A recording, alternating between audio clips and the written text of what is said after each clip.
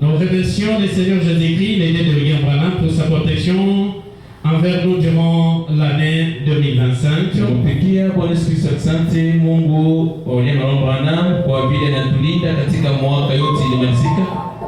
Il fit Jéhovah Rapha pour nous. Il a pourvu à tous nos besoins. Pour cela que son nom soit loué à jamais. C'est la seule Asintumba qui s'internationale. Devons remercier le Seigneur Jésus-Christ pour tous ses bienfaits en notre faveur. Il a guéri mes enfants. Il m'a guéri et moi et mon épouse. Il a pourvu à la nourriture lorsqu'on en avait manqué. Il est celui qui a veillé sur nous en toutes choses.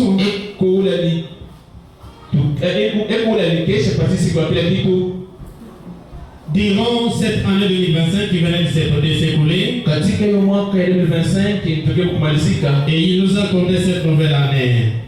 Pour tout cela, que son nom soit loué en jamais.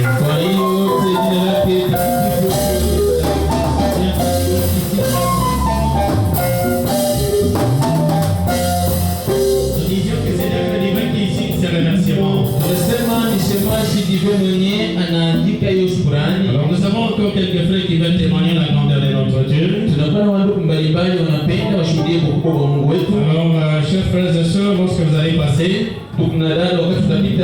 allez tout droit au but à votre témoignage.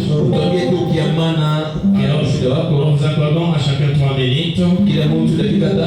Pour cela nous appelons d'abord frère Samadek Chibaou qui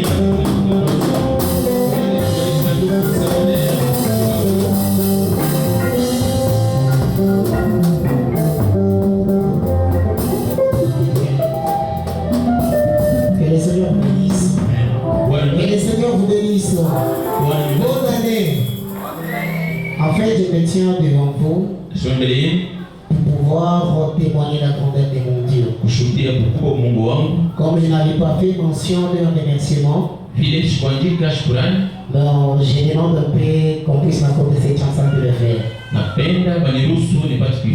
Je le remercie de m'avoir gardé toute une année.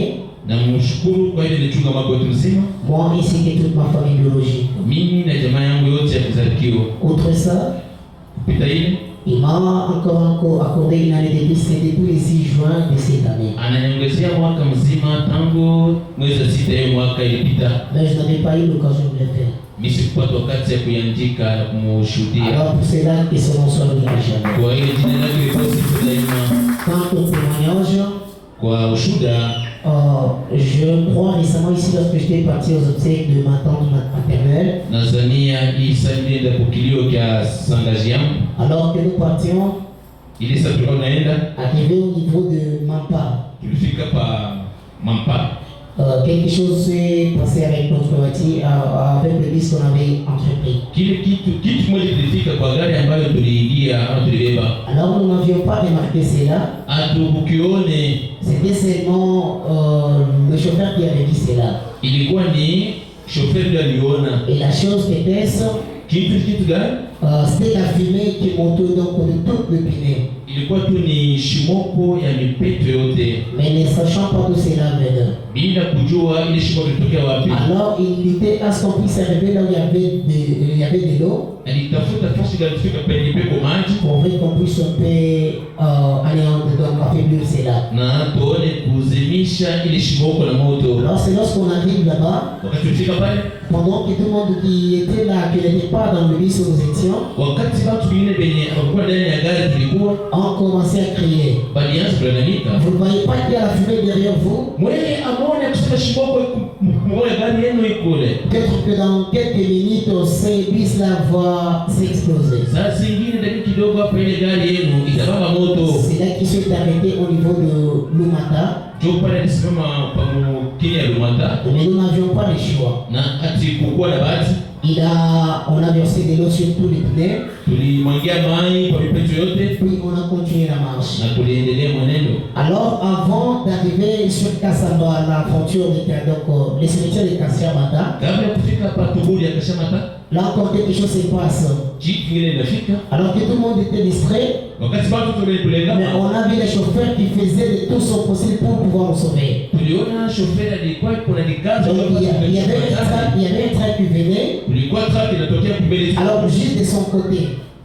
kumkono yake. Alors il a essayé de faire un peu de tout son possible Alipima tu afanya mtu yake yote pour nous épargner contre cela. ili apate Et kutuepusha. c'était vraiment dangereux. Ilikuwa ni hatari kabisa. Et frère, on a dit, peu importe de quelle manière cela est arrivé, c'est Dieu. Ndio wanasema ingawa namona gari mambo limazika ni Mungu. On a continué la marche. Leo mwenendo La fumée a recommencé encore. shimoko ile tuliona wale ya kwanza ilikuwa inazula tena. Arrivé sur Kashamata, Tulifika Kashamata, il y a une petite rivière là-bas, kulikuwa kidogo pale, d'où nous devions un peu s'arrêter par là. ni kusema tulifanyishwa kushomea pale. Pour encore verser de l'eau sur le pneu. Ndio tumwanga tena maji mipeto. Alors lorsqu'on arrive là-bas, Quand tulifika pale, il n'y avait pas comment de continuer. hakuna mwana tulikwenda mwenendo, On a versé de l'eau. tulimwangia maji mipeto. Alors puis on entre. Pale sasa kisha tuliingia ndani. Pour continuer, peut-être arriver même au niveau des péages, là, chacun doit se débrouiller. Tunaendelea kufika hapa peyaji, kila mtu apate kutafutisha. Alors qu'on attendait le receveur qui était parti quelque part, Wakati kwa nasubiri espere mwenye alitoka kwenda nafasi fulani, un petit est venu là-bas, on ne sait même pas d'où il venait. piti moja naye anafika pale akiwa kule alitoka. Il a allumé le feu juste sur le terreau de Joseph Kabila là-bas. Anawakisha moto pa mashamba ya Yusufu Kabila. Juste à 2 mètres de là où nous étions. Karibu tu na pale tulikuwa. C'est là que nous avions sorti. Ndio pale tulitoka tena wote. Et il y avait déjà l'odeur de l'explosion. Kulikuwa sasa harufu ya kapata. On a versé encore de l'eau sur tout le feu qui était déjà allumé par un inconnu. Tulimwanga sasa mai tena pa moto yenye mtu asipojulikana aligonga. Et la voiture s'est bloquée juste à partir de là, il n'y avait pas comment de continuer. Pale sasa gari ikasimamia pale na tulikosa kwenda kuendelea. Chacun s'est débrouillé. Kila mtu alitafutisha. Alors le jeudi, lorsque nous venons pour enterrer au cimetière de Kashamata, Wakati ile saa tunakuja juu tuzike kutubuli ya Kashamata. on a trouvé ce bus-là seulement là-bas. Tulikuta ile bisi pale. Puis encore quand je me venais, Na mkurudia tena. j'ai trouvé encore le même bus là-bas. Mimi kuta paka pale. Alors selon les démarches que je faisais, Kufuatana na vile kufanya démarche. tu remplis, cherchais des photos et consorts pour pouvoir faire tout ce qu'il fallait pour la tombe de ma tante. Ndio kufanya mikanda, kutafuta kaburi. L'Éternel m'a épargné contre beaucoup de choses dont je ne saurais pas relater. Wa milele aliniepusha kwa hatari mingi kwa mstakosa kuihesabia hapa. Mais bref, je dis que son nom soit loué. Kwa kifupi jina lake ndio. Alors, la dernière chose, Kitu c'est la chose que j'aimerais un peu témoigner encore pour une fois de plus. kitu cha mwisho napenda kushuhudia tena mara nyingine. L'année 2025 a été tellement aussi difficile pour moi, 2025 ilikuwa ni mwaka moja mbaya sana kwangu. au point que j'ai réalisé que je n'ai rien fait. Mnaambia kusema sifanye kitu. Au point que juste les 2 janvier de cette année qui a pris fin, Sasa tarehe 2 ya mwezi ya kwanza hiyo inafika kumalizika. j'ai eu des problèmes avec mon pasteur là où j'ai prié. Nilikuwa na mambo na pastor wangu mwenye kule naanza kuomba. Mais cela a voulu encore barder davantage, Na ile ilitafuta tena kuleta mambo mingi. au point que je me suis rendu compte que je n'ai rien fait. Naona kusema mimi sikufanya kitu. Je n'ai pas violé, Pochina mwizi. je n'ai pas fait n'importe quoi. Donc, le Seigneur m'a gardé aujourd'hui, je suis à l'ancien évangile, au niveau. Mungu ananilinda niko leo mjake maskani Et mimi. pour vous annoncer que l'année 2026 a déjà commencé bien pour moi. Na mitanisha kusema mwaka 2026 inaweza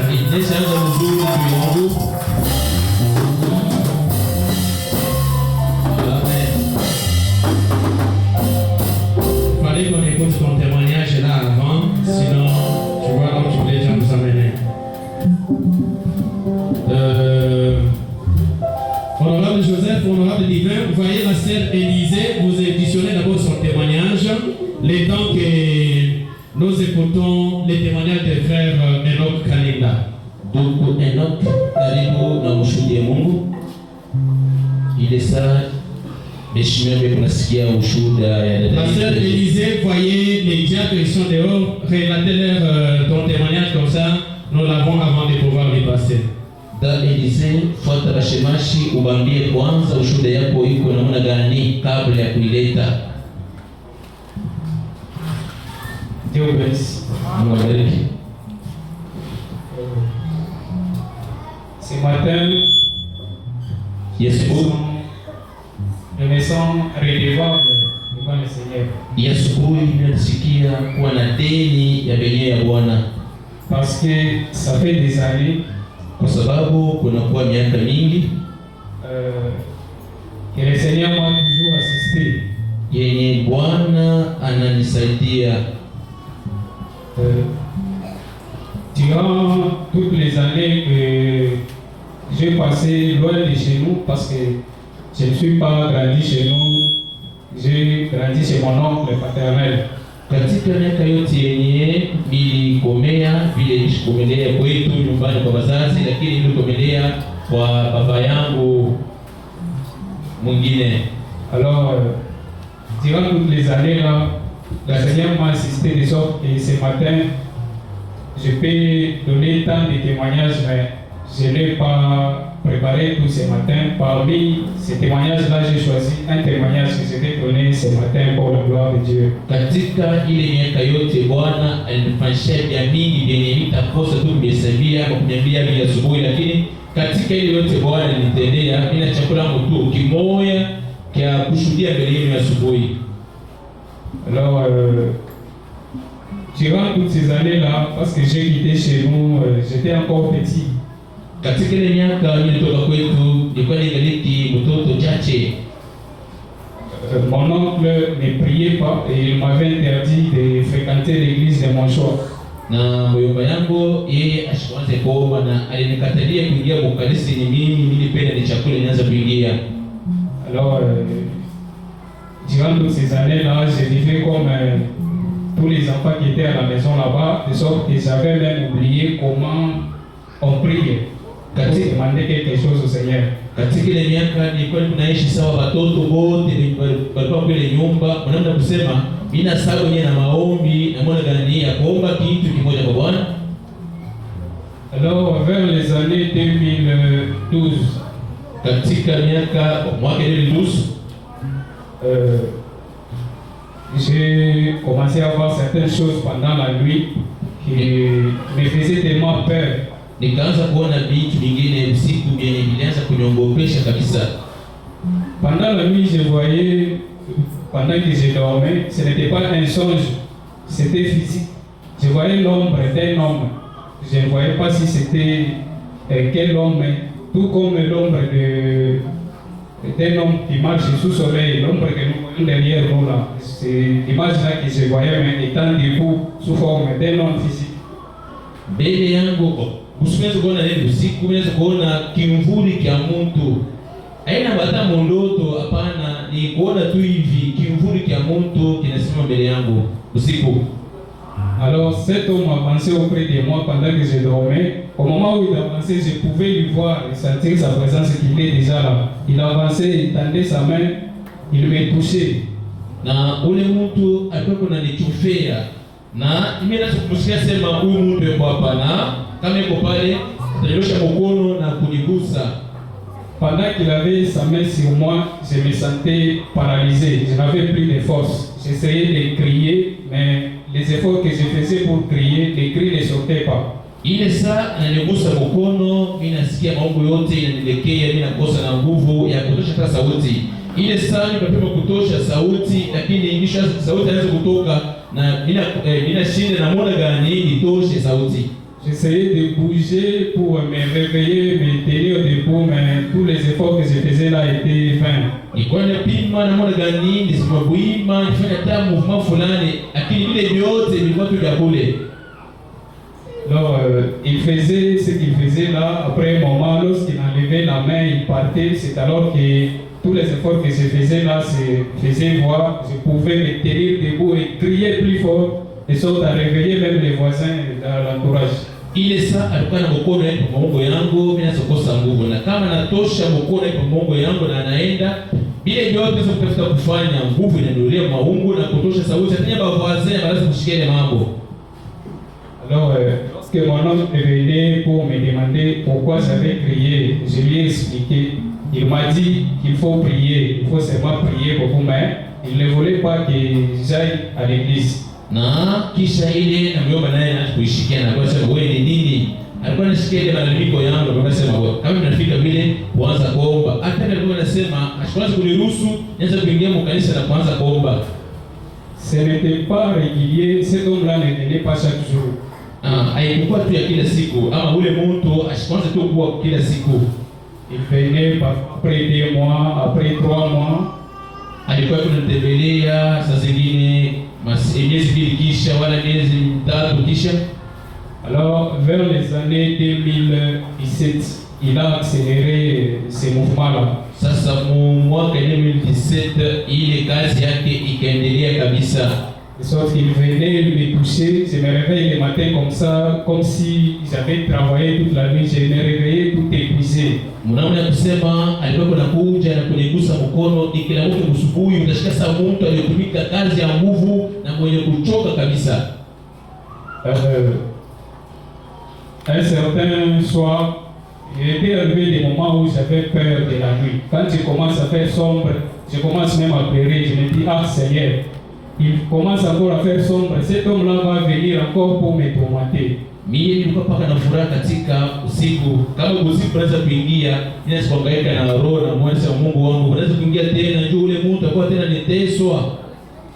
Alors un certain jour, vers 19h, comme j'étais seul à la maison, je suis entré dans ma chambre et je me suis agenouillé là-bas pour prier. Siku moja ndio nilikuwa mimi peke nyumbani, nikaingia mu shamba yangu, nikatoa magoti na kaanza kuomba.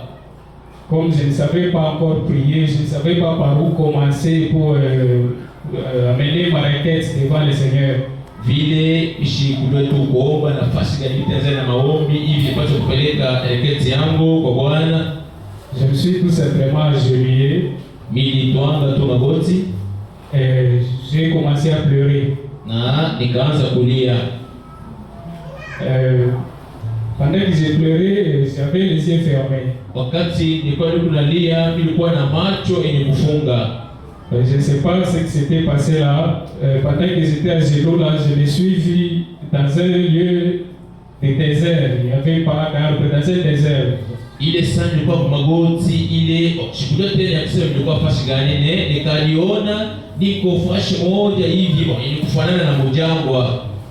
J'ai essayé de promener les regards partout. Je me suis vu encore là-bas quelque part. Mimi napima tena kuangalia ngambo na mimi naliona tena mimi fashi tena ngine. Là où j'étais quelque part là j'étais maintenant à genoux, les mains levées en train de prier. Sasa pale nilikuwa mimi peke pale kaliona niko kwa magoti mikono juu na niko naomba. Et je me suis étonné, je me suis demandé mais c'est moi qui suis encore là-bas. Pendant que je me suis étonné, je suis revenu à moi-même. Mina shutuka kwa mina shanga. Na mwana gani niko hapa tena niko pale kwa magoti naomba, mvile mimi shutuka mara moja mina toka kushingishi. Et lorsque je me suis réveillé, j'avais tellement pleuré de sorte que mon habit de dessus était tout mouillé devant ici. Ile sami nilishutuka kushingishi nikamwambia kusema nguo yangu ya yule nilivala ilobana yote na machozi kumekuko. Ce n'était pas kushingishi, j'étais toujours à genoux là-bas. Mimi nilikuwa paka kwa magoti nikaona nguo yangu yote imekulobana na machozi. Je n'avais pas compris ce qui s'était passé. Je me suis réveillé. Nishikwele kitu kilichotekana lakini kwa kile la muka. Lorsque j'ai eu sommeil, je suis allé me coucher. Wakati nilisikia tena usingizi ile kulala. Cette nuit-là, j'ai fait un songe. Ile usiku nikalota.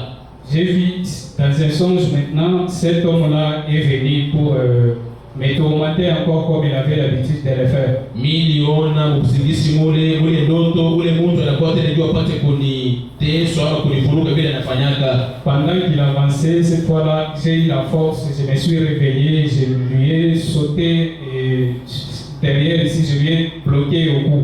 Wakati alichofea nikapata nguvu yenye mimi hata kukosa zamani, nikamrukia kumkongo na kumweka kakono. Et là, je ne savais pas quoi faire, je suis resté avec lui dans cette position-là et à un moment donné, j'ai entendu des personnes toquer à la porte. Na omishukuvia kile vipaji kwa mimi bakia paka moya kumfunga kumweka kakono. Mwile wakati nasikia watu wawili wanapokuwa kwa mlango. J'ai dit à mon cousin qui était avec moi, je lui ai réveillé, ça s'est passé dans les songes. Je lui ai réveillé, je lui ai dit, va vérifier qui frappe à la porte. Ile mambo ilifanya ni mundoto, kisha kushutuka mundoto nikamnamusha ndugu yangu yule tukana na kapitani kumesema, wewe mlango angalie ni bale mbele mlango. Il a ouvert la porte, c'était des policiers à la porte. Anafungula mlango, anaona polisi wawili kwa mlango.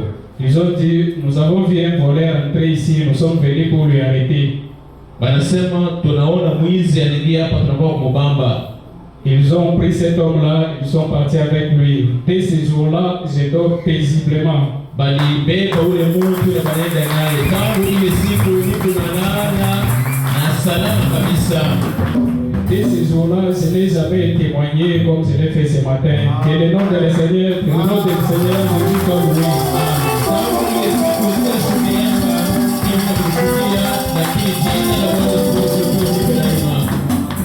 Amen. Je vois que nous sommes en train d'avancer. C'est pas pour rien qu'un poète a dit, si nous nous mettons à parler de l'amour de Dieu, si nous nous mettons à parler de la puissance de Dieu, il n'y aura pas de mots. Il n'y aura pas de temps. Est-ce qu'elle pourra mettre fort le Seigneur Jésus-Christ?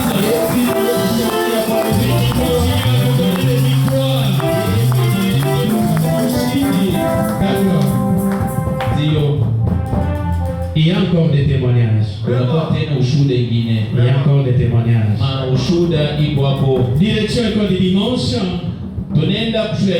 Papa, je suis un peu confus ici. Regardez tout de suite là-bas. Qu'est-ce que nous allons, quoi est-ce que nous allons participer? Mais je crois que ça doit être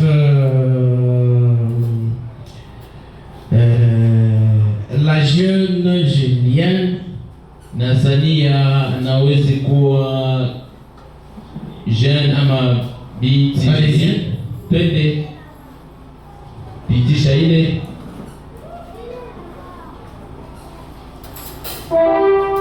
D'accord. Zio. La sœur Julienne Munanga ainsi que la sœur, les frères Romain Kadima. Tuko Romain Kadima na dada Julienne. Est-ce qu'elles vont les encourager le temps qu'ils sont en train de ils vont nous faire un récit sur le livre de la Bible. Onesha mambo ama maneno ya Biblia.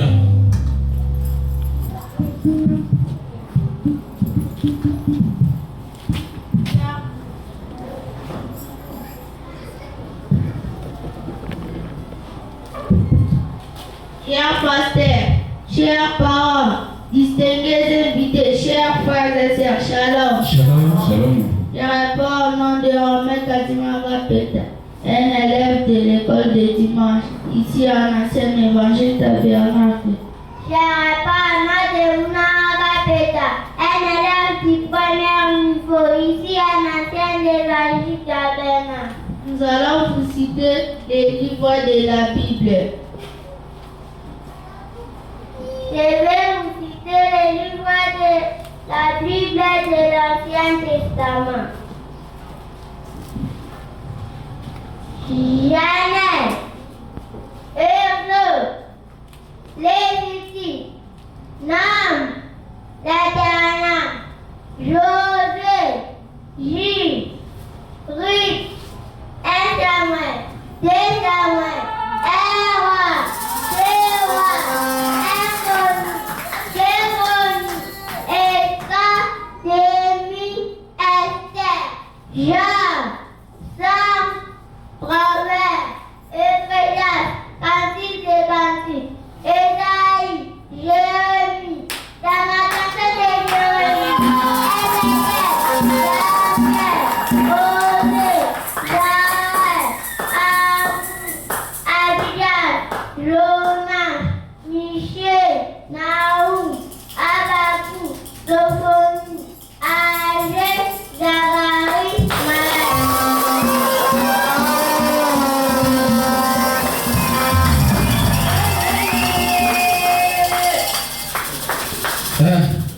Il y a des frères, des sœurs qui ne peuvent pas faire cet exercice.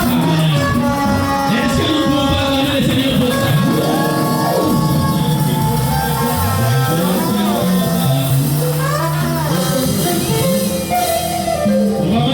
Je vais vous citer les livres du Nouveau Testament. D'accord. Les livres du Nouveau Testament sont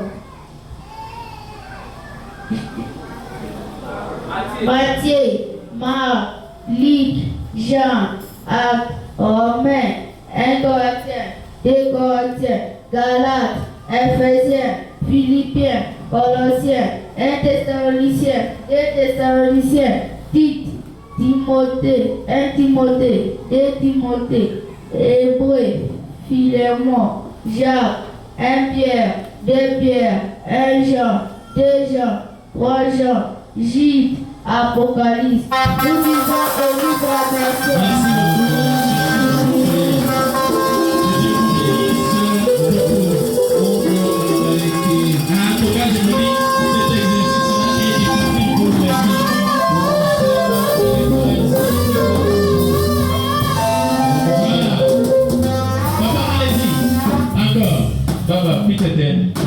Allez-y, d'accord. Dis-le.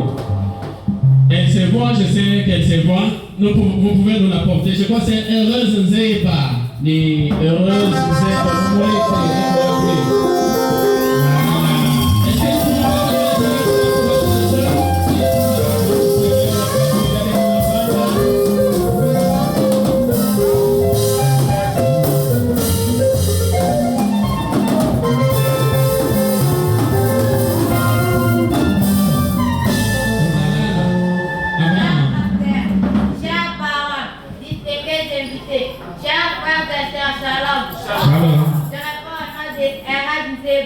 élève du 3e niveau ici à l'Ancien Évangile Tabernacle. J'ai préparé pour vous un poème intitulé Ancien Évangile Tabernacle est mon église. Très heureux, je t'appelle mon église. Toi qui n'as pas commencé par une division, toi qui n'as pas été obtenu par prosélytisme, toi qui n'as pas été obtenu par la politique. Je t'aime bien et je t'appelle Ancien Évangile Tabernacle est mon église. Ancien Évangile, qui a commencé suivant tous les principes sacrés de Dieu. Tout a commencé par un appel au ministère par son serviteur, notre pasteur Louis-Joseph Banza, et qui est réellement appelé de Dieu, un homme de principes, un homme de discipline, un homme de foi, un homme de et le fils d'un de Dieu. Après son appel au ministère, Dieu le commissionna et l'appela pour le servir ici à Kasumbalesa. Ancien Évangile Tabernacle est mon église. Toi qui commença par la parole promise et accomplie pour aujourd'hui. Ancien Évangile Tabernacle est mon église. Pour la qualité de la parole prêchée à l'intégralité, à ton sein selon les prophètes de l'heure. Ton pasteur est surnommé le préfet de discipline ici à Kasumbalesa. Garde-toi dans cette parole pure. Et Dieu agira, car ses yeux sont sur sa parole. Je dis et je vous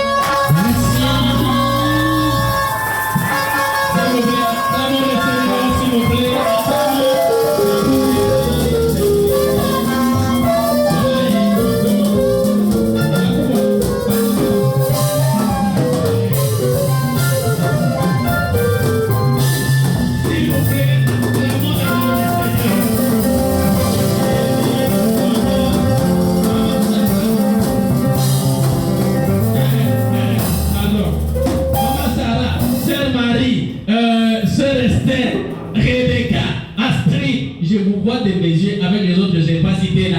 On vous demande d'acclamer le Seigneur.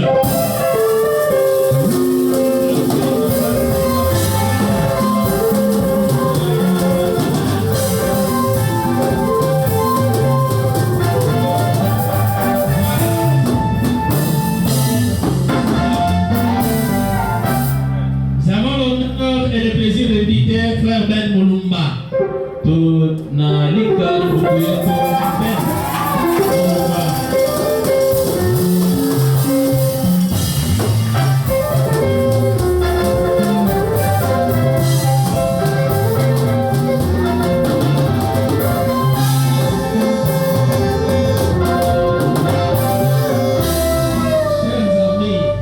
Vous avez tout le temps. après ce que nous faisons ici. Même si vous pouvez prendre toute la soirée, vous êtes là. Mais maintenant, là, accompagnez-nous avec modération. Chers pasteurs, chers parents, distingués invités, chers frères et sœurs, shalom. Shalom. Je réponds au nom de Ben Moulumba, élève du 2e niveau ici à l'ancien évangile tabernacle. J'ai préparé pour vous un poème intitulé Gardez les messages. Gardez les messages honorables et vivez-les correctement. Ne laissez pas des saletés venir sur lui. Nous vivons à une ère trop tardive. Vivez-les dans la pureté. En d'autres termes, ma vie, votre vie, notre vie à tous. A besoin de progresser devant Dieu. J'ai dit et devant Merci.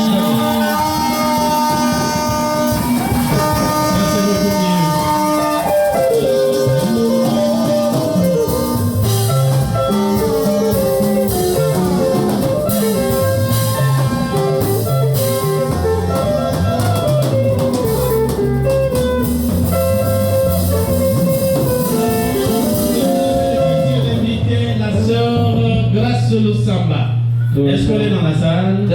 Acclamons le Seigneur.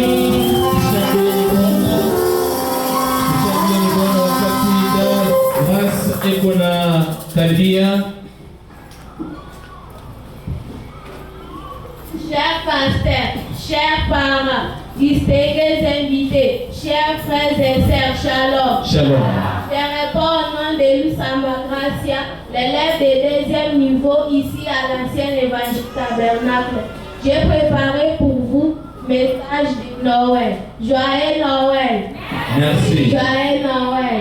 Merci. Un jour, un message fut adressé à une jeune fille qui s'appelait Marie, mère de Jésus, disant, tu y auras un enfant qui s'appellera Jésus. Après quelques instants, Jésus vint, sa naissance est appelée Noël, que le monde célèbre jusqu'aujourd'hui. Le temps s'est écoulé, les époques sont passées. Puis il apparut à un jeune homme qui s'appelait William Marion Branham.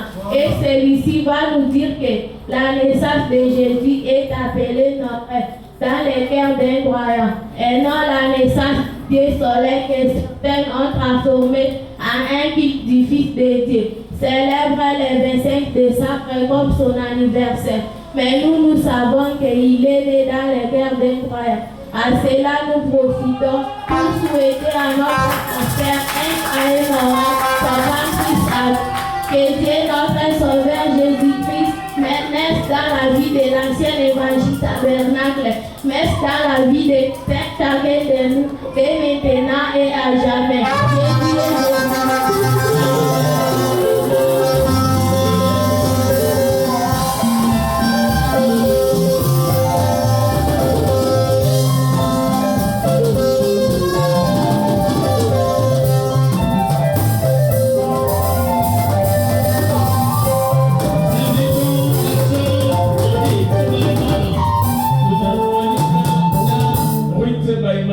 Et peut passer et en faire aussi le temps des choses.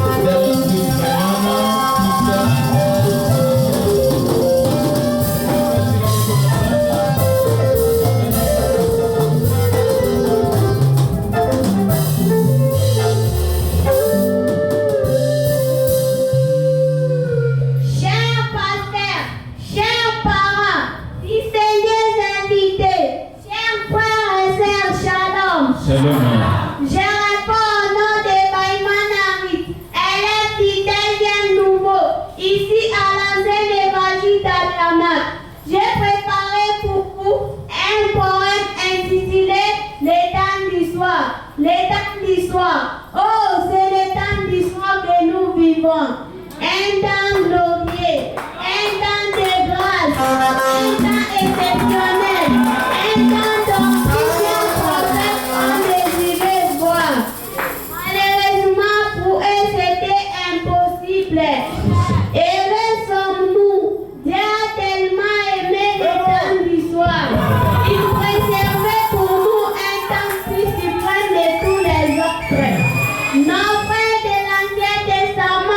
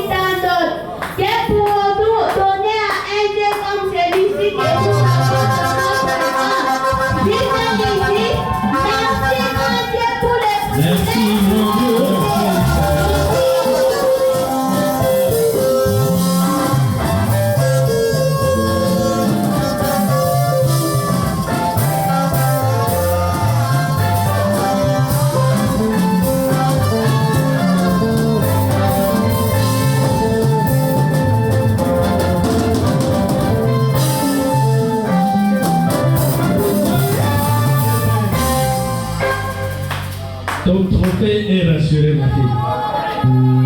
Unastahili kikombe kinaitwa Conforté et rassuré. Attention, tu risques de prendre la prime d'or. Oui, fanya nge utashangaa utatumia wa kwanza. D'accord, mais attention, il y a un tour de cartouches que nous n'avons pas encore exploité. Mais attention, jusque-là, Ruth, pardon. Fanya nge uliti na sasa ungaliki. Voilà, la fille a essayé de bouger l'être qui est à l'intérieur là-bas.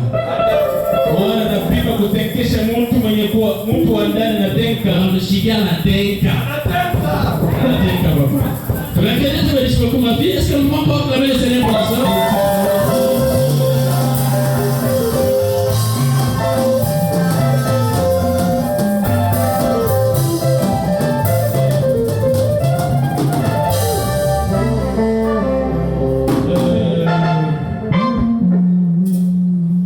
Nous invitons la sœur Élisée, comme ça nous allons écouter votre témoignage.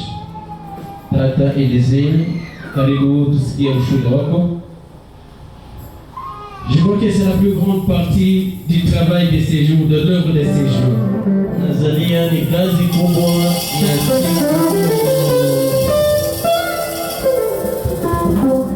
Nous l'avons dit d'avance que c'était une journée spéciale, une journée particulière. Amen.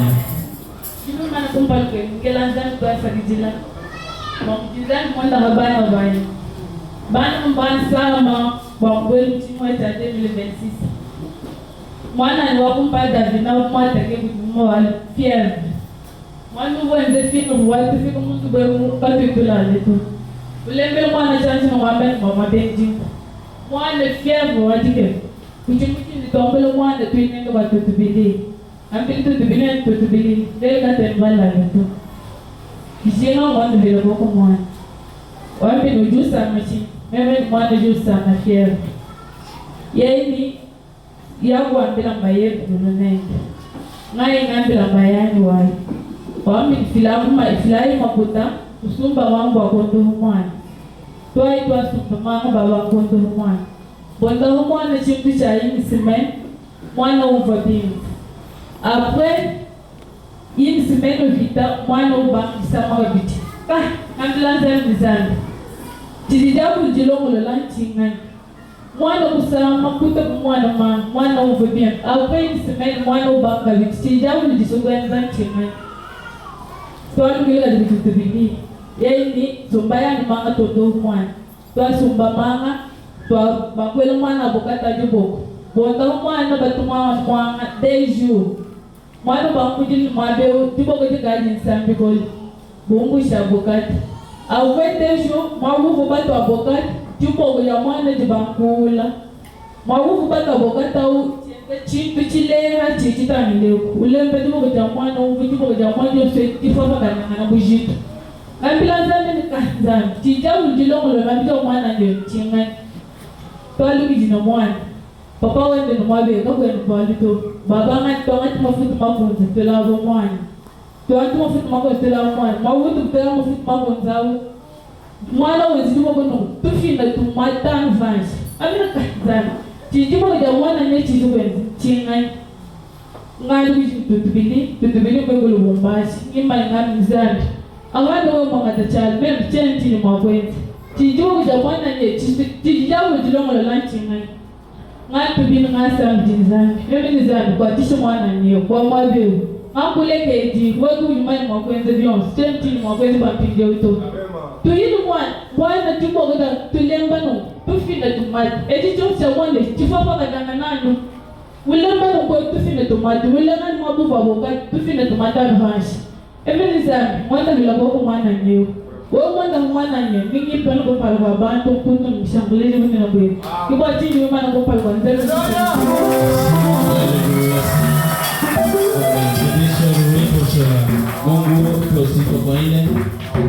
Nous appelons la sœur Chantal qui a aussi un témoignage pour la gloire du Seigneur.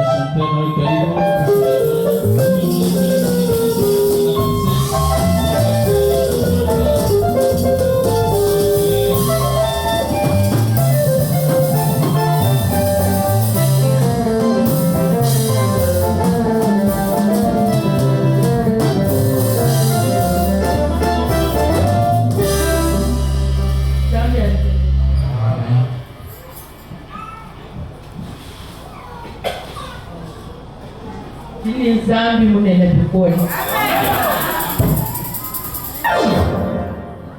Dimanche passé, dimanche de dimanche, fait que semaine où je m'ai trouble, des mots, vélo, on peut tout ça, on a pas le manivelle, on a tu peux nous parler, on est à la diable incarnée. On vit chez le Goda, on chez moi même, et quand on m'a envoyé là, on peut l'équipe. Zangu kukweka umuke mwade wava wame makulo mwade mutimanji mumugeta kanani malu makole dikole mushini mumukwada bulungitende kiyeya ndushifere bandetu andezi mema kumwandileni mema cheno mubanye ndushifere muchitanzangu bandizo muji wewe muchitende muchitushifere Jini zambi munene bikoli, ujimuhita Lucifer. Zambi wani mene, utumufuka Lucifer. Lucifer mwaisha luwani ichimu. Wakatombo kela zambi. Zambi kumukululei. Na kukwele nifokeshe na shoku mwehele kwa kufuna kumpala bani. Matute kini ni malumu chintamu makole bikole ne. Mema kwa kule mei. Mema kwa mei nujibakesi. Mei temo. Mchumumano mwabunchu muimani. Nujenu pikilanga na nwenu bonzi. Ninu dokumpe. Wadu mchumumano sambi ojineni. Mema kulo mchisambi. Utun trouble, munu mawani mema. Kitun trouble dikone. Utumusha mabaya kumfila kumama. Mema kulo mchisambi. Kumusonga kundege dikone. Atichisambi leti hatuka. Mema kuyo kunde. Mchumfuka kunde. Mfunuko kuruwa bunzi. Nema kwa mbugama kwesu pia kimansha dintu kwinshi ngalukile mema mwina mafuni para kuri simufa mema mwina machumo no muhenyo wera kumpala kwani munene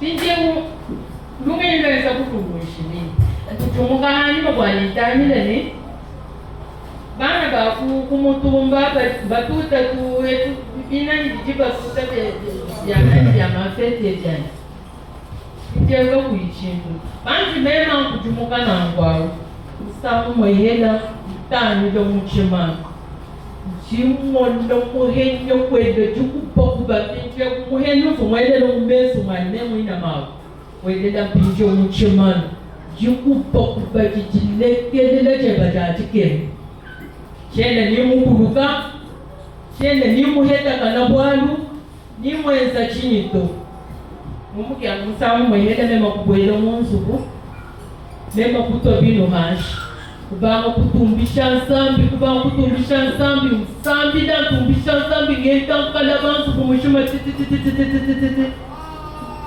chene muheta kanabwalu nanshoku mweheta nitukupa kubaji to ibwalu kaiji tumbisha nsambi wa promesa kukuni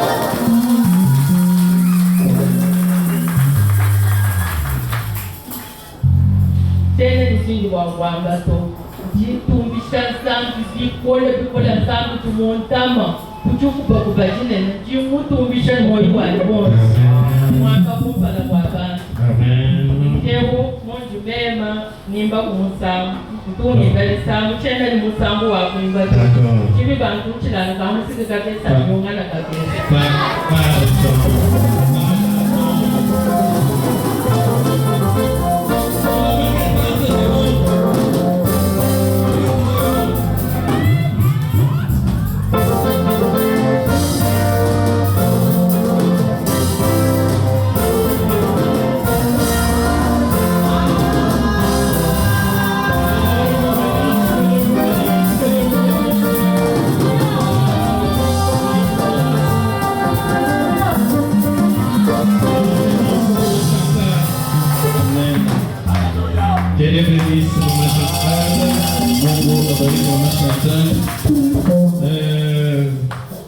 Nous invitons Papa Bernard.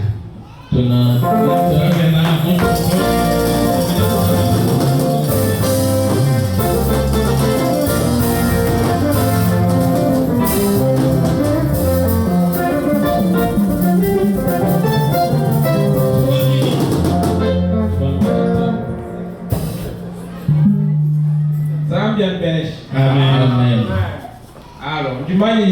le bon mon ami bon on même ngayani ndini bo bok mutumishi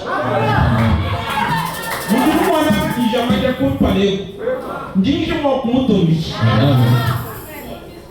Quando de passei no malo fundo, zabi de uma peu do também de cor, uma peu do zambo.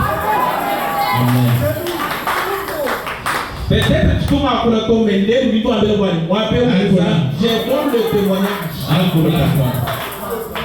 Dindo este tipo de amado de que se sabe. Ti sabe que ni témoin muito mana que de mais você Kalima kajimidimu ya kuneku, ndingenze midimu kote wa Kolwezi. Des fois, ndingenze voyage 3 fois par semaine, soit 4 fois par semaine. Kalimu ya bonek mabisa bumba kalipama nyako. Munemu kalibituli ba chauffeur ba kwa ngambul. Mais nous pouvons pas nous ambila tuni pétalité ya boni bon. Alors Kujitu kuni mwe mema ke pakujuka mu 4 heures wa kuya kulwengu. Vumwana tama kota quelque part muteka ka chifuruka. Ani juka chimo na makota au. Nemu kubanga kike bama kota to ke bama kota. Mu figa ni chishi. Kali mwere chiputo kujani patu. Sanga na makota hames. Makwambulo wela mumpai. Alimoto ngambole fika kuishi ndisangana mwabu wa bante ngopema kubanda muntu mwero mbuka musoti kubanga mwaba ani fika pa bangande niko mwiya mwaba wenda papa Bernard wa Victor nemo kushana mwima na bena se ko konsu banta mwima nito ngani papa muka mana kubanda banda nda bana betu hali tako mwabanda mwaba mwiya tufika niveau wa ngita ya kuya kukashama tulitunda na mashimbo kumparte pani bobo nuvunda utu ashini meza tono anu yeyu voma bo wanyao ni chauffeur ba fa sur place mukenju fika bwani bashinya mali shinga babu kune kuka sumbelesa pambani papa muzungu kitu tubambikile papa muzungu mufo mungashini agise même que le membre de chauffeur et papa a coupé le petit peu d'argent pour pas demain mort pour ce pas de risque ya kukoleza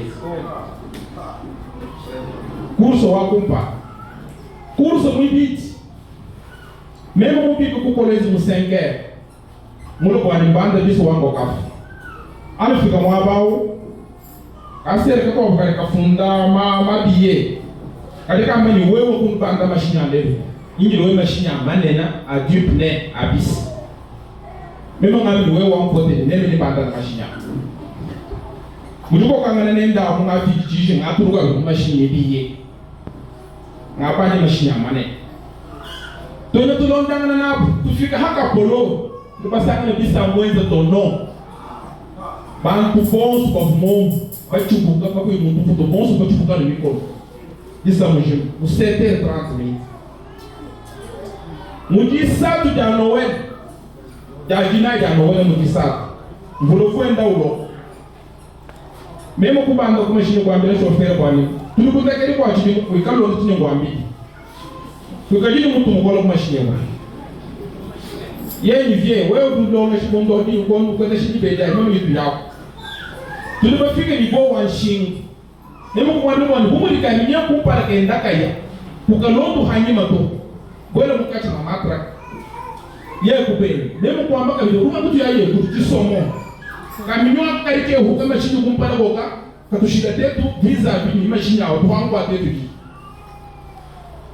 tufika no hasumbi kaminyo bakatukira kumpara kudi bambo ro camion kanyema munjira kabwela kutusubuka tushibiza vi ni camion ngabi mwana hapo ni attention imakaza machine munda mwenye muji mwanji lupo mwima kaza mpundo wa bara machine ya bimani mama nditu ambile ba frère sœur machine ya camion ka wowo kimana bu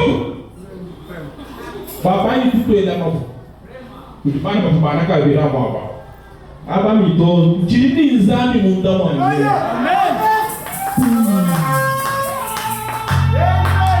Kani filmu wande kedi mwenze ko mulete. Mulete ki muri filmu wande kedi mwenze. Ibo kai ngami ifo ngere te manyaji. Vomula ali marchandise depuis mercredi, banque pas fêté jeudi. Vendredi, muti bitinda ngapa anje machine. Tulipofika mwisho mwa set, mulichine chezeka, lusenge kulwa bunyi, machine bali pindana alimomwa apana. Di makaje ademwa apwe. Nandi chauffeur ni Fabrice. Ku créer ulo mwimbi bito. Bwana mungachi mwambilo mwiko apwe, pigala bonso mnenyo mwendani. Wami dovie, imana ndamata kumpengego. Wani hadi machine ya muona ka hatuka tesu kwenda masamu. Wamusomba kuchibi cha kotewa nya. Ndimani baba ku Lubumbashi a partir wa vendredi bamwana événement où mwenze kakarusenga. Tulibungo peti hanyima ni badi ba tu bonsu ba men. Trako duwe kama ba wasiter na kaji frento. Ba bomba ni ba tu ba muntu foka yini bo machinya. Von même ni chauffeur. Je voulais trouver pour Hanyima Bakari Bamba and the name of Mumpa. Traka mulo kuto ruka. Toma vumwele bitochi mwenye ujimu. Traka mulo ukatetu bonsu kuja kukela mulusenga mchusuku. Mani Diacre Joseph Moumoua. Alors vous venez vous sang à Lusenga. C'est vrai. Alors même pour la meiji, bitu bidizambi mumwe hula yukijine. Kami kalikuwa le, ndipo ataka yani ngoma toni.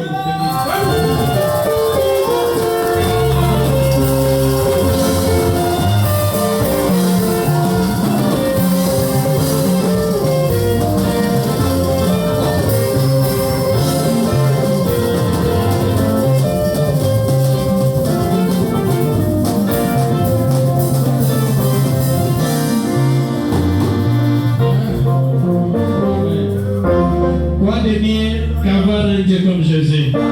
Kizuri Mungu anakuepusha mara ya kwanza pili tatu ya hii. Tu dois vous considérer ça.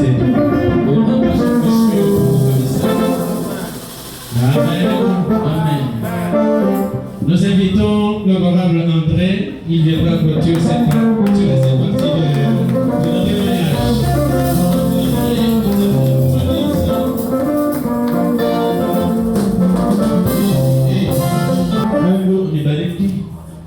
Je me vois vraiment obligé ce matin, malgré que je n'avais pas prévu un témoignage, mais je me vois obligé vraiment de donner ce témoignage qui fait plus de 11 ans. Hii asubuhi niko mwenye kufanishishwa nilipe ushuru inafanya miaka 11. Je pense que c'était 2015, donc l'année dernière pour que je puisse présenter les examens. Nadhani ilikuwa ni mwaka 2015, mwaka yangu ya mwisho ya masomo. Avant 4 jours. Masiku ine kabla ya ile mambo. Avant 4 jours de la dissertation de l'EG. Masiku ine kabla ya kufanya examen de dissertation. Il y avait une carence d'eau, comme là-bas au village, on profite de l'eau loin. Maji ilikauka, sababu ya kwetu kumukini tunaanza kushota mai mbali sana. La petite sœur Anita ici était malade, maman n'a pas quelqu'un qui pouvait l'aider à aider d'eau.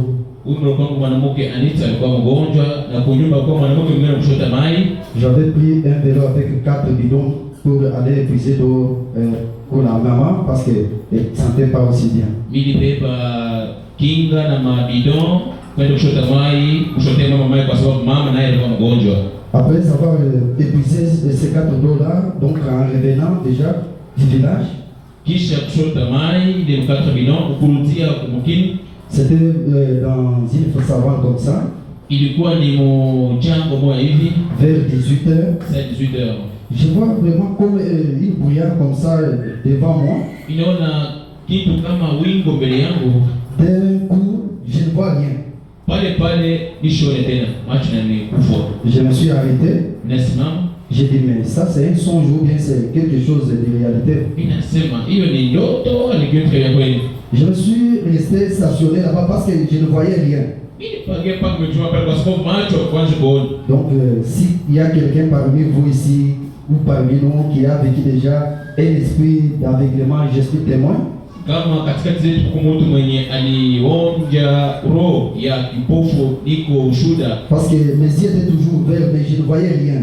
Macho yalikuwa wazi hivi, lakini kuona kitu nisione. Alors je me suis dit, mais Dieu, ici je suis dans une savane, je n'ai pas quelqu'un qui pourrait m'aider à arriver au village. Alors il est fait déjà tard, presque 18 heures, qu'est-ce que je vais faire? Nikasema Mungu, hapa sasa nishaenda 18 heures usiku karibu kuingie. Sina mtu wa kunisaidia macho kwa hiyo nitafanyaje? Alors, dès ce moment-là, j'entends un bruit, c'est un papa qui venait aussi de la forêt. Il me demanda, André, c'est quoi? Tu es stationné quelque part comme ça, sans bouger, c'est quoi? Je lui ai dit, papa, moi je ne vois rien, je suis avec. Nikasikia makelele, kumbe alikuwa baba mmoja na yeye anatoka kwa mashamba kwenda nje, anasema André, nini unasimama hapa? Anasema baba, hapa mimi nishaona nimeshakuwa kipofu, macho hayaoni. Bon, le papa, selon lui, il voyait comme si je suis en train de plaisanter. Il me dira, mais tout ce temps ici, toi, tu vois. Mais aujourd'hui, tu me dis, tu ne vois rien, c'est quoi? Allons-y au village. Je lui ai dit, papa, je ne vois rien, je ne vois rien. Baba, aliona kama niko na cheza, sema wewe unachukua tu unaona, paka leo ndio waone, twende kumkini. Il m'a demandé qu'est-ce que je tiens dans ma main. Je lui ai dit, moi, je ne vois rien. Je t'attends et je te reconnais. Par esprit de pour te voir, je ne te vois pas, je ne sais pas qu'est-ce que tu détiens dans tes mains. Aliniuliza uniambie nini neno kumjua, nasema baba nishione, niko nakusikia na mimi nakujua paka kwa sauti yako, lakini nishione kitu. Le papa a vu que non, c'est un problème sérieux, il m'a fait monter sur le vélo avec tout ce que j'avais comme les charges d'eau. Ule mpaka wanasema kumbe mambo ndio kweli, akanibeba kwa kinga na maji nilikuwa nayo. Nous sommes allés, on est arrivé à la maison, c'était vers 19h quand la maman m'a vu dans cet état-là, elle a commencé à pleurer, mais mon enfant était parti épuisé d'eau, sain sauf le coma, il revient déjà avec comme ça. Tunafika pamokini saa 19h, mama aliniona mwili ani ishoni, anaanza kulia, sema mtoto alienda kwa maji, unaona anarudia kipofu, mimi kuna muda gani? Alors ils m'ont dit, allons à l'hôpital. Je disais, mais avec cette affaire ici, à l'hôpital, on doit faire comment? Pour le moment, allons-y à l'église de Jéhovah, je vais tabernacle qui dirige Pasteur Innocent Mandé, parce que c'est là où j'ai prié. Aliniambia Isa hii niende kwa hospitali itakuwa hii, twende kwa kanisa ya Jéhovah Jireh maskani, niongeze na pastori Mandé Innocent kwenye ningazi kuomba. Nous sommes arrivés à l'église là, c'était aux environs de 19h30. Le Dieu qui parle ici, Dieu a descendu, il a donné des messages, on a appliqué une conduite sur moi et toute la nuit là, moi je ne voyais rien. Mungu mwenyewe kunasema alishuka na balileta message kwa mimi na balileta ongozaji moja bakaitimiza kwa mimi, lakini usiku mzima nisikuone. C'était vers 9h30 de la journée suivante et je voyais déjà les mêmes signes que j'avais vu autrefois avant de devenir aveugle. Ni saa ya kenda siku iliyofuata naanza kuona maalama yenye niliona kabla ile mambo ilifikie. Après avoir vu ce brouillard là, je le vois déjà devant l'église, tout le monde, je reconnais toutes les personnes sans aucun problème. Ni kusema kuona kwangu kwa mwisho kulikuwa ni kuona kwa ile wingo. Donc, na kwingine ni kile niliona kwa kanisa ile kwa watu wote. Le village, parce que ce problème là vraiment a été vraiment un problème très sérieux. Tout le monde disait que non, cet enfant il devrait rester au moins aveugle ou soit qu'il faut aller consulter le charlatan. Ilikuwa ni habari moja ishangaisha kwa kile yote mzima, kwa sababu alisema huyo mtoto aliwezi tu kubakia hivi kipofu, wala anza kuhangaika na kuona bachawi wamsaidie makazi ya Mungu. Les magiciens ou bien il faut qu'il aille quand même dans sa famille pour considérer c'est quoi les problèmes. Moi je les ai dit, mais s'il s'agissait d'aller consulter la famille ou soit les magiciens, je devais au moins rester avec, parce qu'à ce temps-là j'avais des fils de 19 ans. Na kama biliwezekana tu kwenda kuona bachawi ama jamaa yangu ifuatilishe mambo, mimi niwezi kwenda kuona kwa sababu ile sana nilikuwa na miaka 19 ama 19. Cette étape est passée, je suis allé au centre de la dissertation.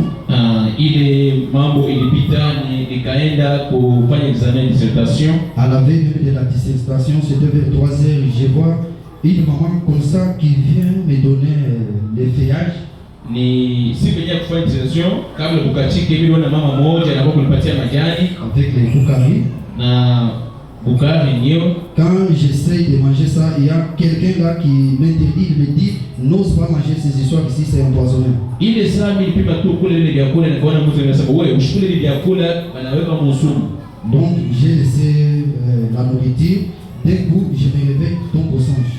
Ni kusema mimi naacha ile vyakula pale pale nashutuka kumbe ile kukushingisha. Nous sommes arrivés au centre d'examen. Tunafika kwa centre d'examen. Après avoir rempli les carnets, donc je voyais toujours bien, j'ai rempli les carnets, ce n'était pas quelque chose là où je ne pouvais pas voir, mais je voyais toutes choses qui étaient sur les carnets. Kisha kuandika jina yangu, jina ya baba ya mama, kuandika mambo mengine pa carnet, kile naweza kuona.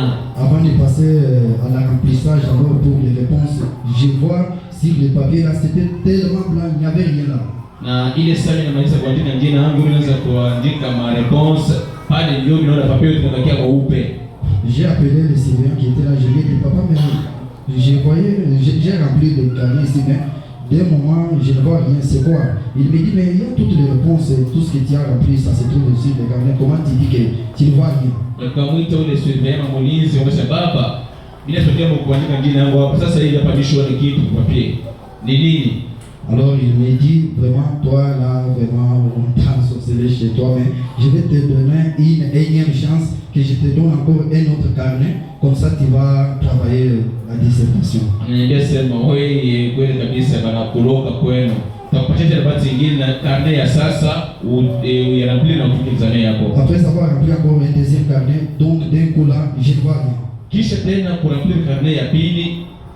Donc le surveillant me dira non, allez à la maison comme ça, l'examen d'aujourd'hui là, vraiment c'est comme si toi tu n'as rien fait.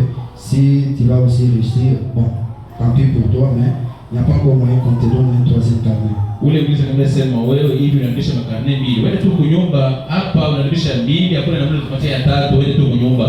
Donc la deuxième journée, j'avais travaillé l'examen, troisième, quatrième, donc même à l'examen, il n'y avait pas de problème. Dieu m'a aidé, j'ai reçu le diplôme.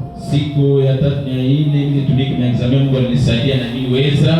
Donc avec ces témoignages, na hiyo ushuda, c'était comme un chemin là que Dieu m'a amené pour que je puisse avoir quand même la bonne position dans sa parole, parce que les problèmes qui m'étaient arrivés lorsque ma femme voulait vraiment accoucher, si je n'avais pas vraiment dans mon dossier ce genre de témoignage là, je devrais vraiment aller consulter je ne sais pas quoi, mais je me suis souvenu d'un Dieu qui m'avait ouvert les yeux.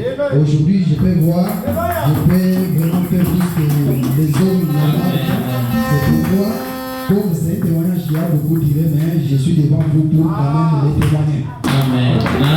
Mungu alifundisha masomo alisema kama mambo mengine kunanipata mpaka yeye Mungu nishende kuangalia bachawe na watu wengine, lakini ilinifikia tena ile sababu bibi yangu alizala mambo ya nguvu sana na mimi bakia paka imara muimani na Mungu alinisaidia vile hiyo ushuhuda inakawa ushuhudia kama, lakini leo hiyo niko mbele yenu ndio nishuhudie mambo na ukubwa wa Mungu. Je sais pas si vous m'accordez pour même 4 minutes que je donne le deuxième témoignage.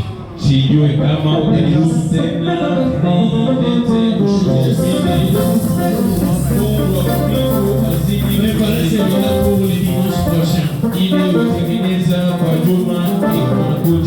Voilà.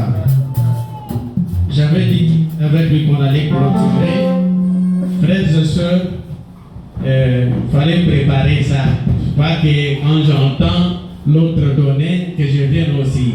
Fallait préparer d'autres choses depuis longtemps. Il sema hivi tutamaliza ndugu Andre, hapana tu nikala ndugu anagusa mambo yenyewe. Même s'il arrivait que votre témoignage ne passe pas aujourd'hui, les dimanches prochains nous allons reconduire les programmes.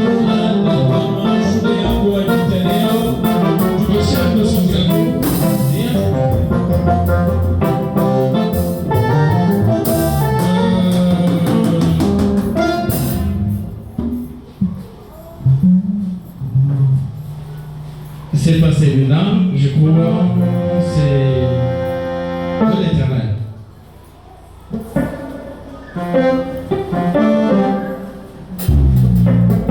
Celui que je vous ai présenté passé. Anaule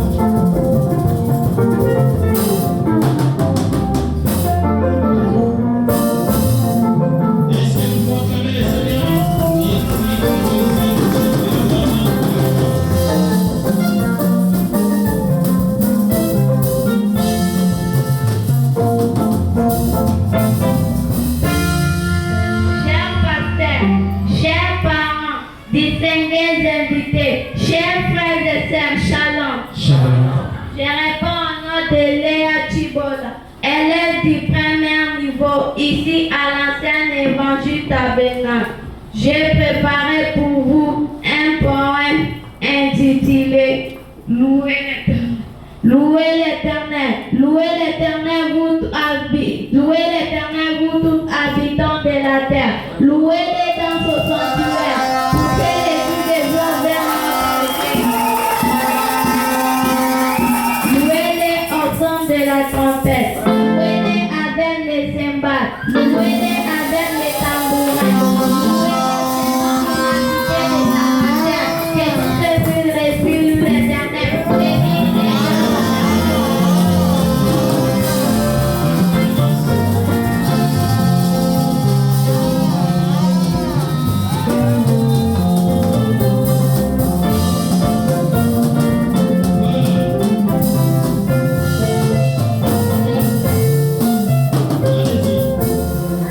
Les suivants.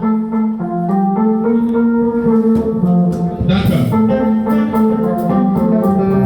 C'est frère Gédéon Kassonga Mayamba. Est-ce que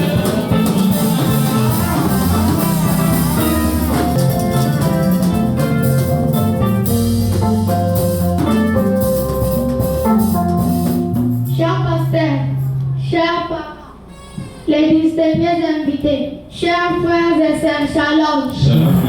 Je rappelle au nom de Gédéon Kassonga, élève du deuxième niveau, ici à l'ancien évangile tabernacle. J'ai un poème intitulé La promesse faite à l'épouse. Que votre cœur ne se trouble point. Croyez en Dieu et croyez en moi. Il y a plusieurs demeures de la maison de mon père. Si cela ne fait pas, je vous l'aurais dit. Je vais vous préparer une place. Et lorsque je m'en serai allé,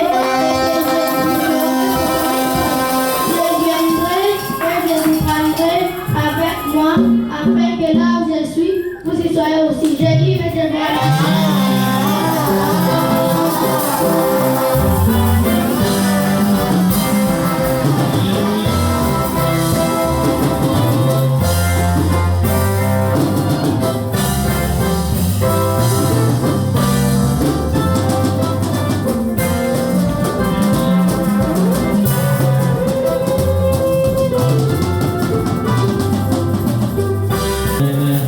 Alors, vous allez vous tenir debout, nous allons honorer le Seigneur. Ça va passer. Mettez-vous debout, nous allons ouvrir notre culte ce matin. Nous sommes dans le livre des psaumes numéro 47. Nous lisons à partir du verset 2. Demandez aux sœurs qui sont assises de se mettre debout maintenant là. Vous tous, peuple, battez des mains. Vous aimez dire le cri des joie. Car l'Éternel est très haut et redoutable. Il est un grand roi sur toute la terre. Il nous a assujettis des peuples. Il nous assujettit. Il met sous notre esclavage. Il met des nations sous nos pieds. Il nous choisit notre héritage. La gloire de Jacob qu'il aime. Dieu monte au milieu des cris de triomphe.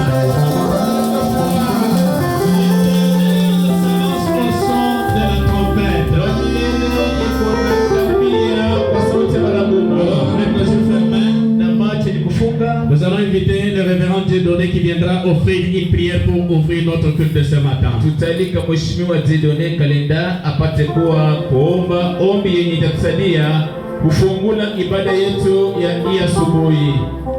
Dieu Père, toi l'alpha et l'oméga, Dieu le premier et le dernier, toi qui es omniprésent.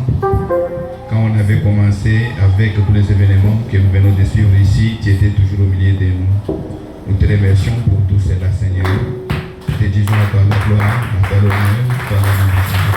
Tu mérites tout, Seigneur Jésus. On avait beaucoup de choses à dire, mais les temps sont limités. Maintenant, nous voici Ainsi, au début de notre partie, nous recommandons que tes mains commencent avec nous, terminent avec nous tout cela pour ta vie. Au nom de Jésus qui est le Christ. Amen. Nous allons louer le Seigneur avec 2 chants.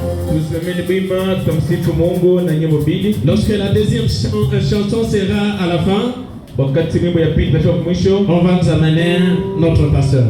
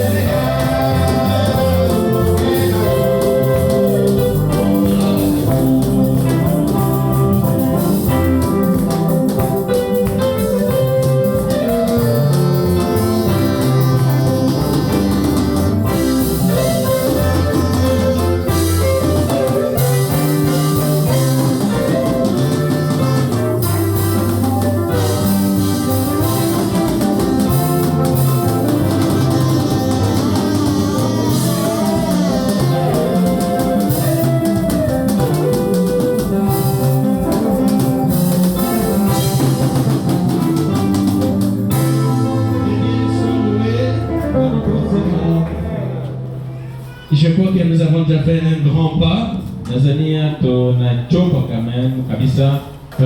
Nous allons toujours continuer notre marche. Mon cher, allez-y là-bas, trouvez-nous la sœur Joyce Mokundi, que nous invitons à pouvoir avancer sur vos applaudissements.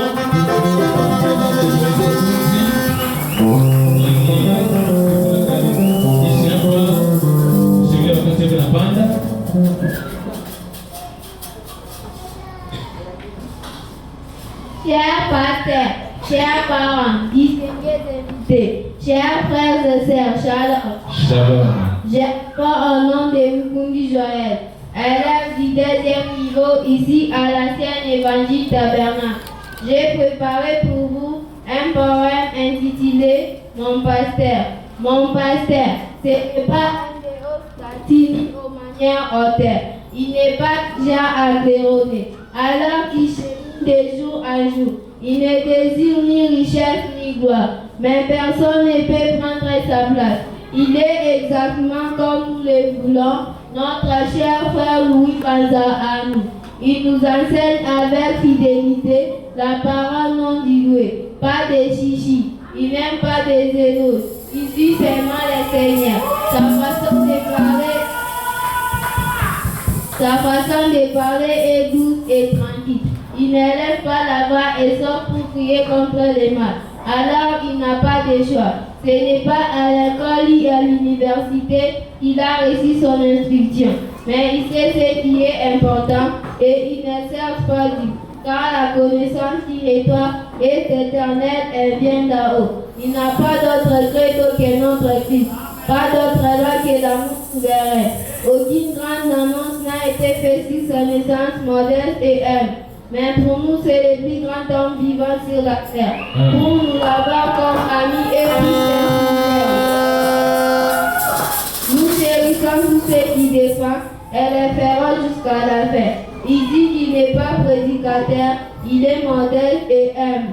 Mais mettez-les derrière la chair et vous verrez tout de suite. Les hommes peuvent parler ce qu'ils veulent. Dieu nous a accordé une grande faveur en nous donnant pasteur Louis-Joseph Panza.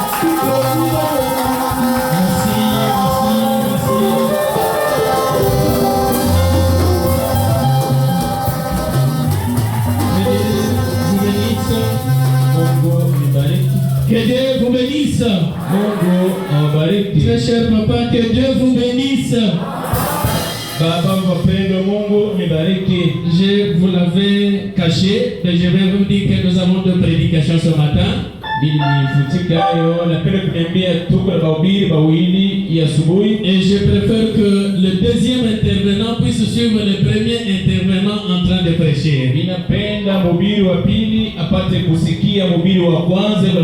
J'ose croire que nous n'avons pas eu des images. Voilà, ce travail n'avait pas été fait. Mes amis, préparez pour la chair là-bas. Par cette occasion, nous allons inviter le révérend Billy Paul avec son interprète.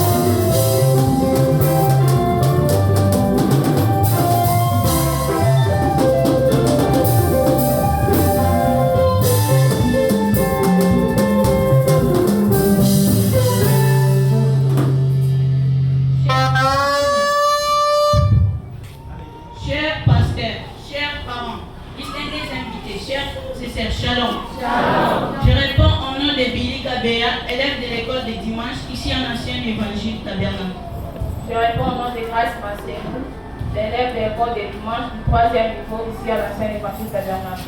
J'ai préparé pour vous une exhortation intitulée Enfant est-il utile pour Dieu?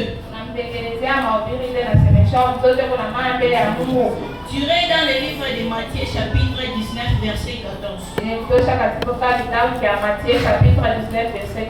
Sans plus tarder, je vous demanderai de vous tenir debout pour nous la lecture de la parole. Jésus dit, laissez les petits enfants et ne les empêchez pas de venir à moi. Car le royaume des cieux est pour ceux qui leur ressemblent. Que Dieu bénisse la lecture de sa parole. La Bible dit, nous ressemblons à Dieu, car c'est lui qui nous a créés. Dieu veut que chaque enfant vienne à lui. Mais comment pouvons-nous venir à Jésus si personne ne nous amène ou ne nous montre le chemin? Dans Proverbe 22:6, la Bible dit, instruis l'enfant selon la voie qu'il doit suivre. Et quand il sera Dieu, il ne s'en détournera pas. Amen.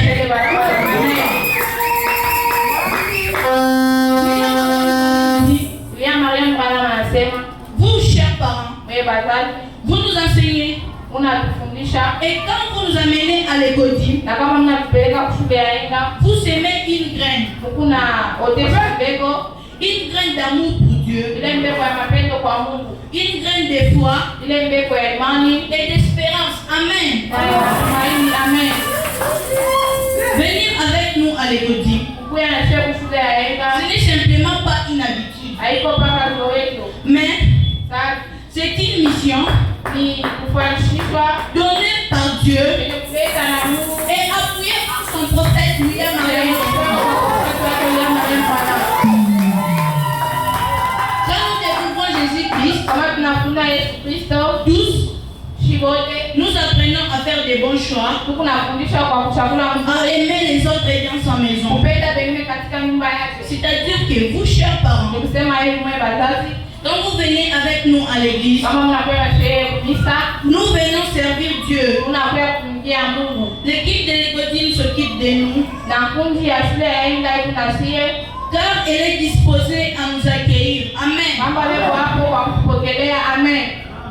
Alors, ne vous découragez pas. Ne pensez pas que c'est très tôt. Même si on fait la tête en venant, amenez-nous, car c'est une recommandation divine. Amen. Amenez-nous. L'équipe de l'égodine est là. Elle va s'occuper de nous. Et nous finirons par aimer la maison de Dieu. Et donc, Dieu nous aimera aussi. Amen, amen. Que Dieu vous bénisse richement. Je dis pas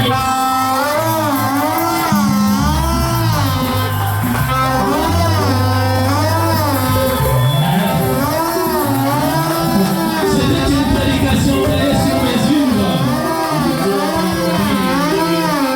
J'ai dit c'était une prédication taillée sur mesure.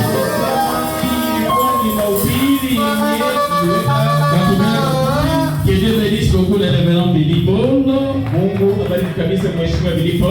Que Dieu vous bénisse énormément. Voilà. Avant de pouvoir introduire notre Père à la chair, nous voulons assister à une petite scène.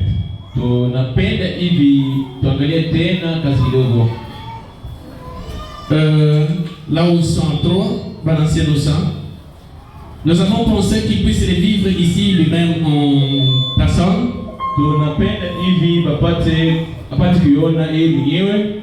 Afin que quelque chose soit fixé, peut-être dans les jours à venir, au cas où le Seigneur nous en donnera l'occasion.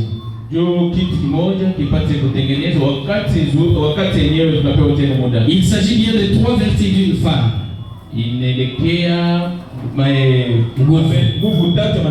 Alors, nous allons appeler les concernés à pouvoir s'avancer. Déplacer d'abord ces micros-là et donner nos micros bien possible.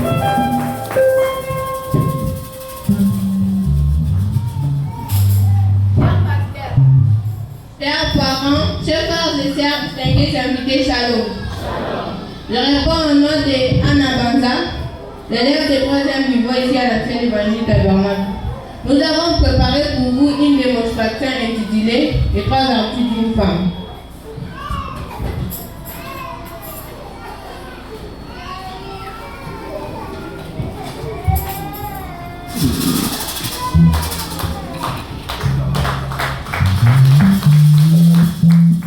Les caméramans et les photographes, priez de pouvoir créer la scène, s'il vous plaît. Bonjour Wendy. Bonjour Meda, qui est celui-ci? C'est mon ami. Ton ami, existe-t-il l'amitié entre garçons et filles? Bien sûr que oui. Oh, c'est étonnant. Tu dis qu'il existe de l'amitié entre filles et garçons. Donc tu fous au pied tout ce qu'on nous a appris à l'école à propos des 3 vertus d'une femme. 3 vertus? Je ne me rappelle pas, ça veut dire quoi? Dieu a donné à une femme 3 vertus pour lesquelles elle doit beaucoup combattre pour ne pas abuser de cela. Beaucoup combattre? Qu'est-ce qu'une vertu? Une vertu est une qualité intérieure qui fait une femme, une personne honnête, chaste et de bonne moralité. Quelles sont ces 3 vertus? Ces 3 vertus sont la féminité sacrée, la virginité sacrée ainsi que la maternité sacrée. Qu'est-ce que la féminité sacrée? La féminité sacrée est l'ensemble des qualités reconnues à une femme selon Dieu, telles que la tenue décente et le langage apaisé. Je n'ai pas bien compris. Explique avec des exemples pour que je puisse bien comprendre. Mesdames, tel que tu es là, tu ne peux pas laisser ton corps, je dis bien ton corps, donc de la chevelure à l'orteil, être touché par un garçon, d'où il faut éviter l'amitié entre filles et garçons pour ne pas déranger votre féminité sacrée. Qu'est-ce que la virginité sacrée? La virginité sacrée est une qualité d'une femme qui ne connaît pas d'homme avant son mariage. Là c'est clair, je pense. Tel que tu es, car ton rôle est réservé à celui qui te prendra en mariage et cela selon Dieu. Tu ne peux pas coucher avec un homme tant que tu n'es pas encore marié. Merci. Qu'est-ce que la maternité sacrée? La maternité sacrée est une qualité, une vertu d'enfanter avec son mari et d'éduquer ses enfants selon la parole de Dieu. Quels sont les conseils qui nous ont été donnés pour garder les 3 vertus?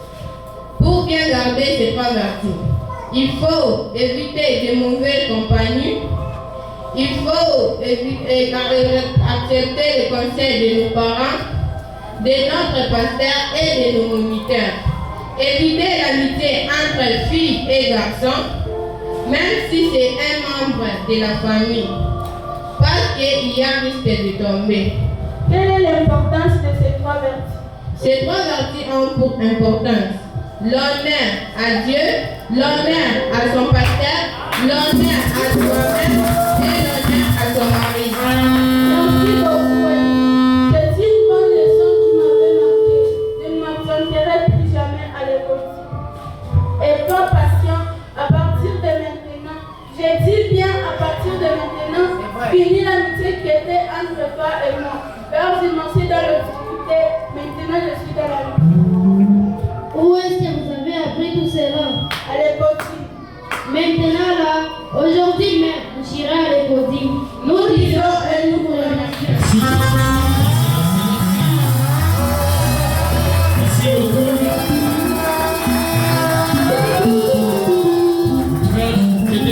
Avant de pouvoir accorder définitivement la parole à notre berger, nous invitons la sœur Félicienne Galola. Elle va mettre KO à toutes, non, je ne dis pas toutes les mamans, mais à beaucoup de mamans qui veulent se comprendre la bouche.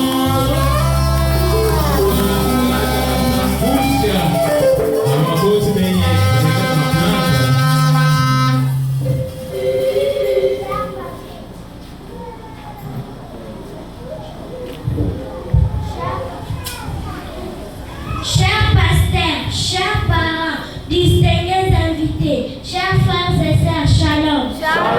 Je réponds au nom de Ngaloula Balekelai, une élève de l'école de dimanche, ici à l'ancien évangile tabernacle. Je préparais pour vous un poème intitulé Une fille du message. Une fille du message. Je suis une fille du message de William Mario Branham, mais je dois rester naturelle comme Dieu m'a créé. J'ai dit non au maquillage, j'ai dit non au jupon, j'ai dit non au rouge à lèvres, j'ai dit non au boucles d'oreilles, mais je dois rester naturelle pour refléter la vie de Christ à moi. J'ai dit non au pantalon, car quiconque portera un habillement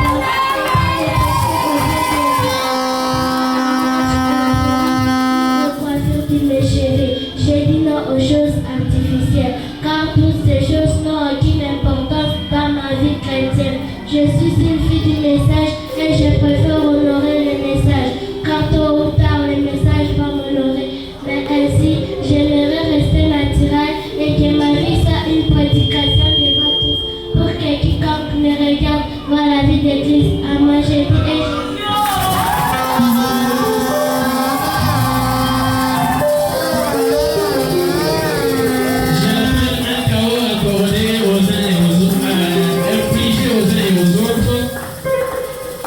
maquillage, mèche, perruque, ça là. On venait de dire que ce sont des choses inutiles qui n'ont rien à apporter dans notre vie chrétienne. Que Dieu vous bénisse. Amen. Inclinons nos têtes. Oh Dieu, prie à moi et